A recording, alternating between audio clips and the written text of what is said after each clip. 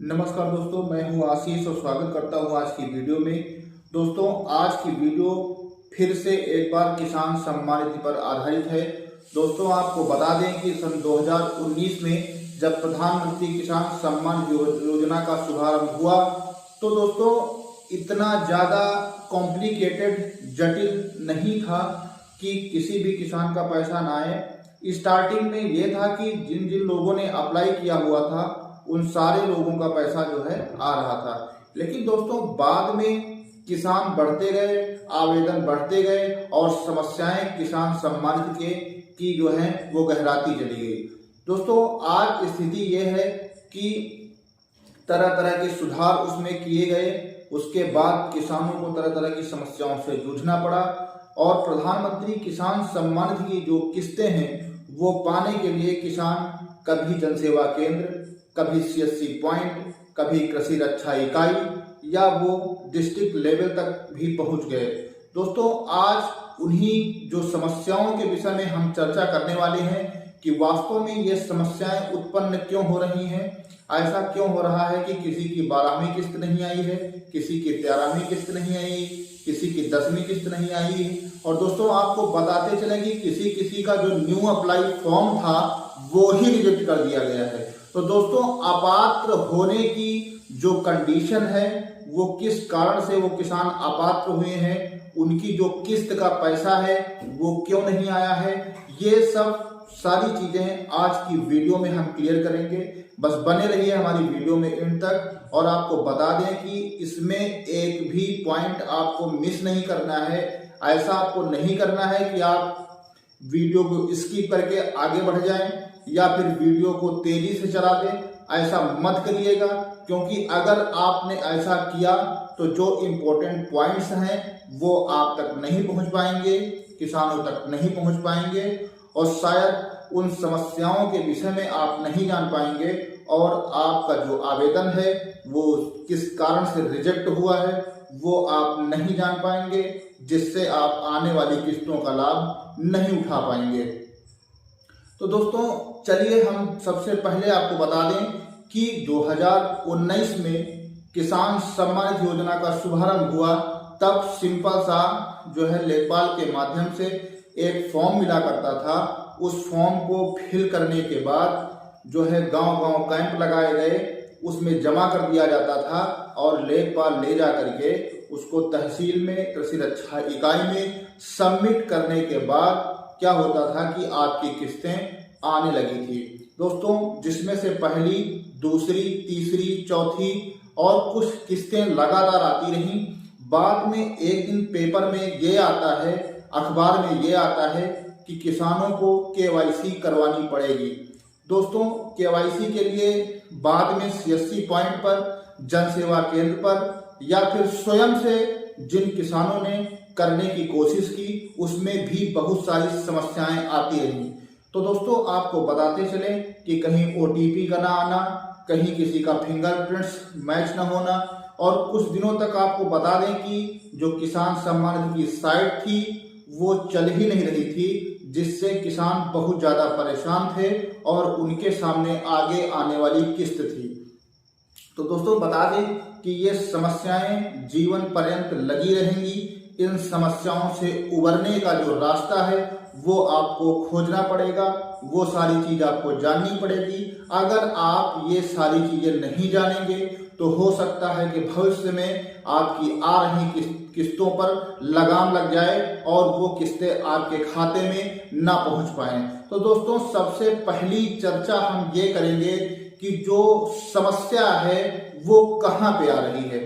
दोस्तों आपको बता दें कि समस्या नंबर फर्स्ट यानी पहली समस्या की अगर बात करी जाए तो सबसे पहले अगर कुछ लागू किया गया था तो वो KYC लागू की गई थी कि किसानों की जो KYC वो की जाएगी, जो कि जनसेवा केंद्र के माध्यम से या सेल्फ के माध्यम से या CSC पॉइंट पर जाकर के ये KYC करने का प्रोसेस पूरा करने के लिए किसानों को अग्रसित किया गया था।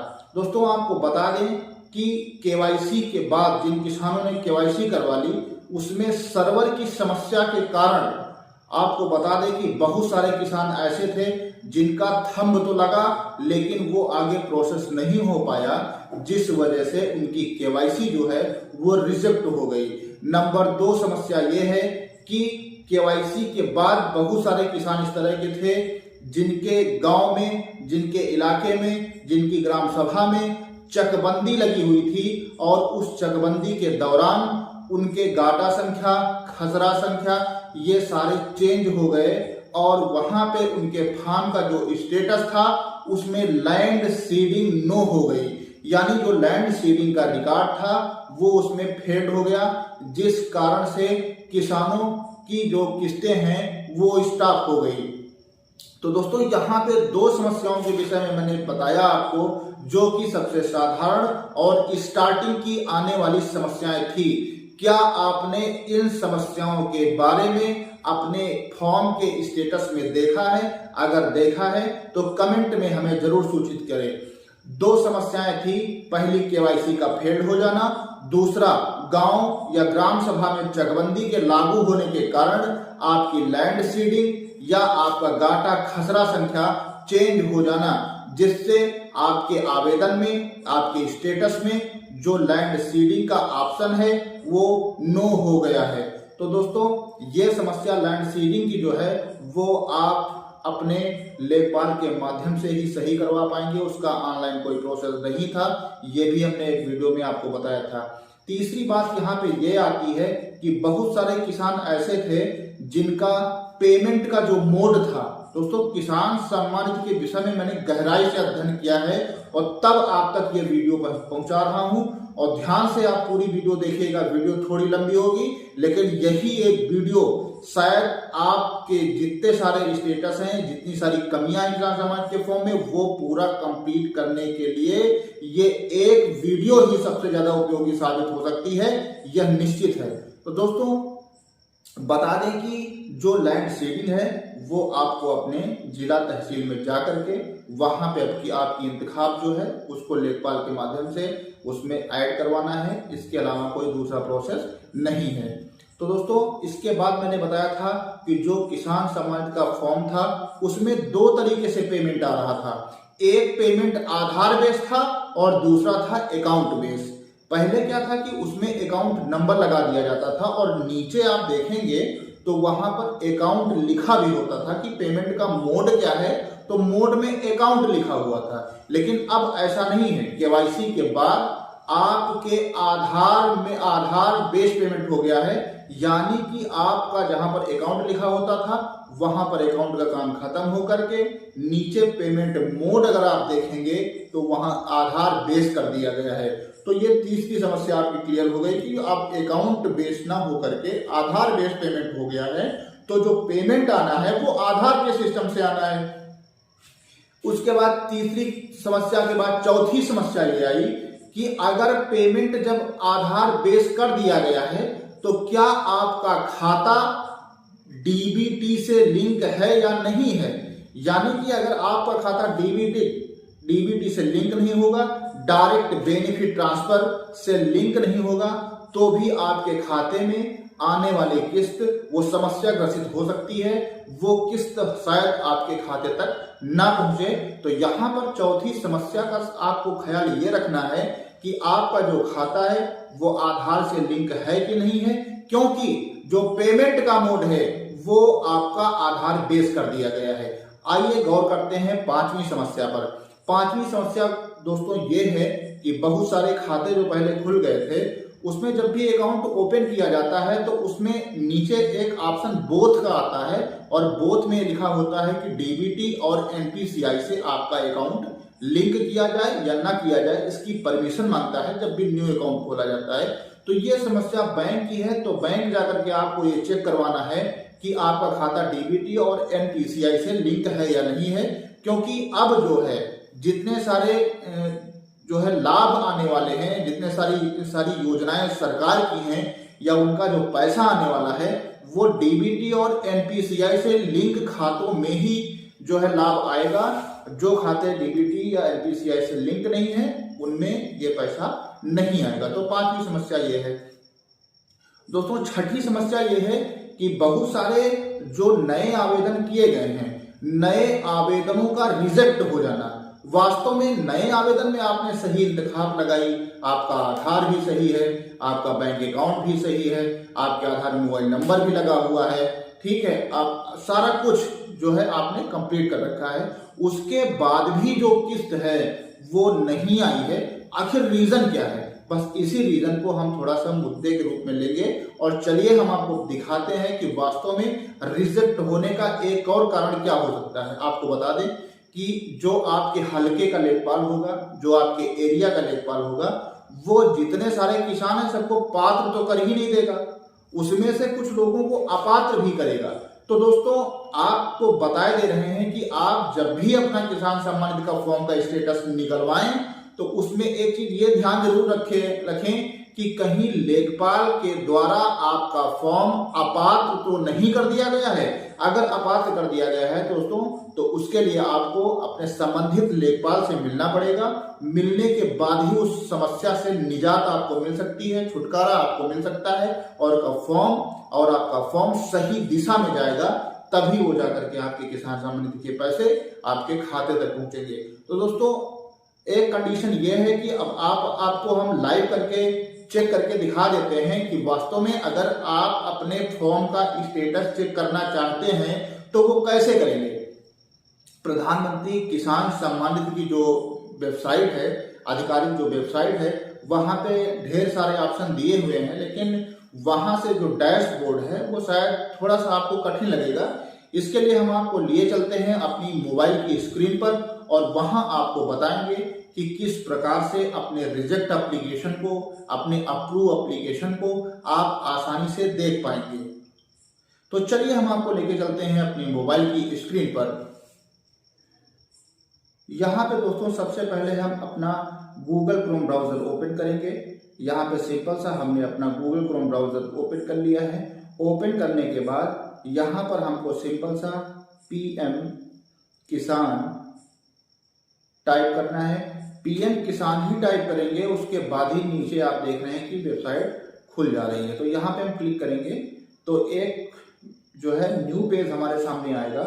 यहाँ न्यू पेज में ऊपर से नीचे तक मैं जो बता रहा हूँ वहीं पे आपको क्लिक करना है। यहाँ पे आप फर्स्ट पे देखेंगे कि PM किसान लिखा हुआ है, सेकंड पे देख रहे हैं कि बेनिफिशियरी स्टेटस लिखा हुआ है, थर्ड पे लिखा हुआ है विलेज डैशबोर्ड।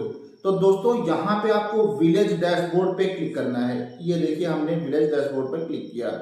विलेज डैशबोर्ड पर क्लिक करने के बाद थोड़ी देर आप वेट करेंगे। वेट करने के बाद प्रोसेस आगे बढ़ेगी और ये विलेज डैशबोर्ड का जो ऑप्शन है आपके सामने खुल के आ जाएगा। इसको सही तरीके से देखने के लिए यहाँ कॉर्नर पे 3 डॉट बने हुए हैं और यहाँ पे हम डेस्कटॉप साइट पे क्लिक करेंगे। डेस्कटॉप साइट पे क्लिक करने के बाद ये पूरा हमको दिखने लगेगा सही से। इसको हम थोड़ा सा जूम कर देते हैं। देखिए यहाँ पे विलेज डैशबोर्ड लिखा हुआ है, ठीक है। यहाँ पे आपको सिंपल सा अपना स्टेट सिलेक्ट करना है। यहाँ पे हम जिस स्टेट से बिलोंग करते हैं वो स्टेट हमने सिलेक्ट कर लिया है और सेकेंड ऑप्शन पे यहाँ पे हमको डिस्ट्रिक्ट सिलेक्ट करना है। यहाँ पे हम जिस डिस्ट्रिक्ट से बिलोंग करते हैं यहाँ पे हम अपना डिस्ट्रिक्ट सिलेक्ट करेंगे।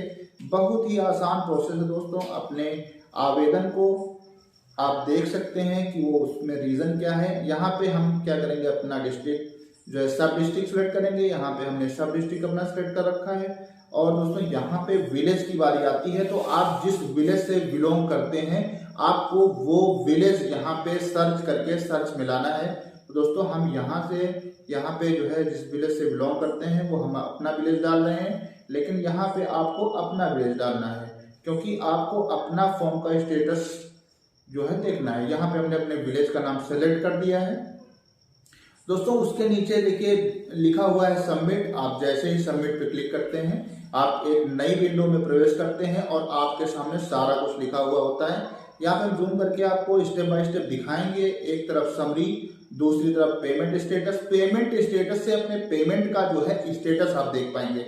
यहाँ पे देखिए आधार ऑथेंटिकेशन स्टेटस। आधार ऑथेंटिकेशन स्टेटस वही स्टेटस है जिसमें आपने थंब लगा करके KYC करवाई थी। ये आपको क्लियर हो गया। यहाँ पे लिखा हुआ है ऑनलाइन रजिस्ट्रेशन स्टेटस। तो यहाँ पे आपको क्लिक करना है क्योंकि आपने न्यू अप्लाई किया है तो उसका स्टेटस आपको यहीं से दिखाई देगा। यहाँ पे सिंपल सा हमने क्लिक कर दिया है। क्लिक करने के बाद ये देखिए डैशबोर्ड ओपन होता है, उसको जूम करके आपको दिखाएंगे। यहाँ जूम कर रहे हैं तो यहाँ पे लिखा हुआ है सबसे ऊपर ऑनलाइन रजिस्ट्रेशन रिसीव्ड। कितने सारे रजिस्ट्रेशन रिसीव किए गए हैं, उन सारे लोगों के, उन सारे किसानों के नाम यहाँ पे दिए गए हैं। यहाँ पे हम अपने विलेज की अगर बात करें तो यहाँ पे आप देखेंगे कि ये 257 टोटल ऑनलाइन रजिस्ट्रेशन किए गए हैं। नीचे दोस्तों आप नीचे ऑप्शन पे आएंगे तो यहाँ पे देखिए लिखा हुआ है ऑनलाइन रजिस्ट्रेशन एक्सेप्टेड। यहाँ से आप पता लगा सकते हैं कि 257 कुल आवेदन तो किए गए, लेकिन स्वीकार कितने हुए वो आप यहाँ देखिए। यहाँ पे स्वीकार मात्र 5 आवेदन किए गए हैं। दोस्तों सबसे बड़ा रीजन आज आपको पकड़ में आ गया। यूट्यूब में पहली वीडियो जो है ऐसी हमने डाली है जो किसानों के पास मैंने सच पहुंचाया है, सच की सच उन तक पहुंचाया है मैंने। तो यहाँ देखिए 257 रजिस्ट्रेशन में से केवल एक्सेप्ट किए गए हैं 5 रजिस्ट्रेशन। तो दोस्तों यहाँ पे नेक्स्ट स्टेप की अगर हम बात करें तो यहाँ पे लिखा हुआ है ऑनलाइन रजिस्ट्रेशन रिजेक्टेड। दोस्तों आप देख लीजिए कि यहाँ से रीजन पता कर सकते हैं कि रिजेक्टेड में आपका नाम है या एक्सेप्टेड में आपका नाम है।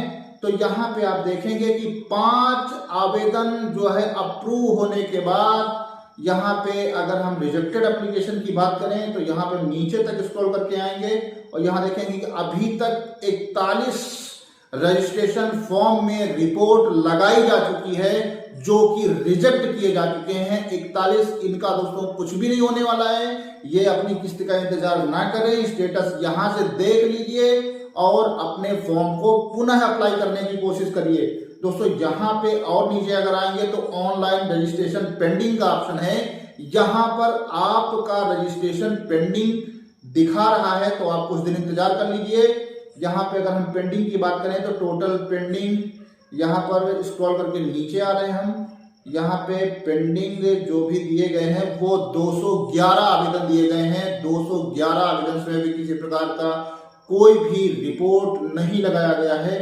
दोस्तों इस तरीके से आप जो है अपने किसान सम्मान निधि का पूरा स्टेटस, पूरा ब्यौरा देख पाएंगे। दोस्तों हमें नहीं लगता कि इससे ज्यादा यूजफुल कोई वीडियो आज YouTube पर मौजूद होगी।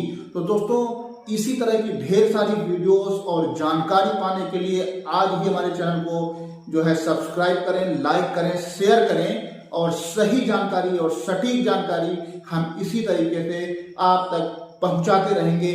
जय हिंद, जय किसान।